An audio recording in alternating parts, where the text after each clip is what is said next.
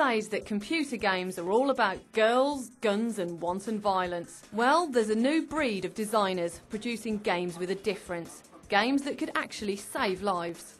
Medical and military professionals in particular are now looking to utilise games technology to provide realistic training, known as serious games. Serious games are games that are not primarily about entertainment, they have another purpose. It'll be a chance for people to train in areas that is too expensive, too dangerous to train. And the West Midlands is at the centre of this new wave of development. We've got a very, very good cluster of games companies who involve both mainstream and serious games, companies like Blitz and TrueSim, companies like Codemaster, Pixel Learning and what have you.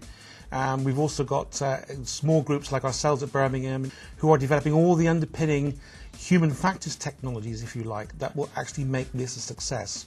So whether you're an academic or you're a budding games developer, this really is the place to be in the UK at the moment. At Blitz Games in Leamington Spa, they're getting serious about serious games. They've set up a specialist division to develop this pioneering work.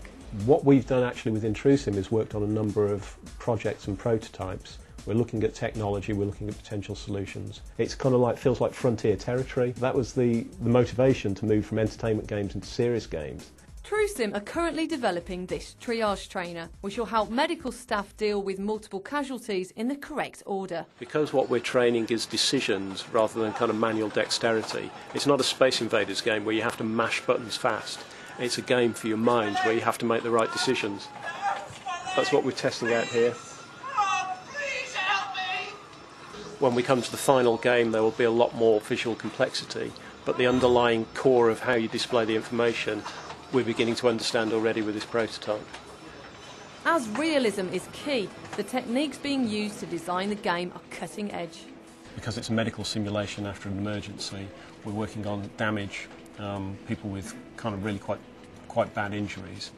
And these injuries are all based on guidance from our medical experts, so it's not things that we're diving in and imagining, which perhaps we might do in an entertainment game. My role is a 3D artist and texture artist. I'm taking medical reference from our subject matter experts, surgeons and the like, and translating that into 3D. No embellishments, no dumbing down of blood and gore, it's how you see it in real life. The next step from producing the static models are to move them into an animatable form. They need to come to life, be expressive, be able to talk, react, show pain, fear, surprise, happiness. As you can see, it's a complex operation. These things take a long time to set up and fine-tune and adjust. The end result is that we have the ability to display a number of recognisable emotions. So by combining this know-how with expert medical information, the simulation starts to take shape. What we've got is a step-by-step move through these stages deeper and deeper and deeper into shock. They'll become paler, they'll lose colour, particularly redness in their cheeks and in their lips, and they will also begin to sweat, the skin will develop a sheen, and so in the final prototype, these are things that we're trying to train a responder to recognise, make it explicit what that looks like. That's kind of one of the reasons I think serious games is potentially very powerful, particularly in the medical field. So what challenges do serious games offer the games designer?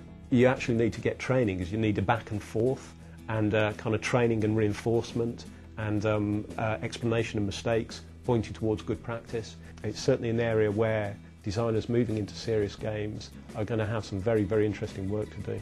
The hope is entertainment games feeds the skills in serious games, and then serious games can actually push things further in specific areas, and then we move that back into the entertainment games again. It's a growing field, definitely, and I think the Midlands has got a lot of potential to do very well in serious games. It's got the capability to sort of help save lives in the case of sort of surgery applications, to change lives in the case of post-traumatic stress cures. So the big thing that I would say to games developers is, please don't put this on a back shelf. If you have something to contribute, do, because you will be making a difference.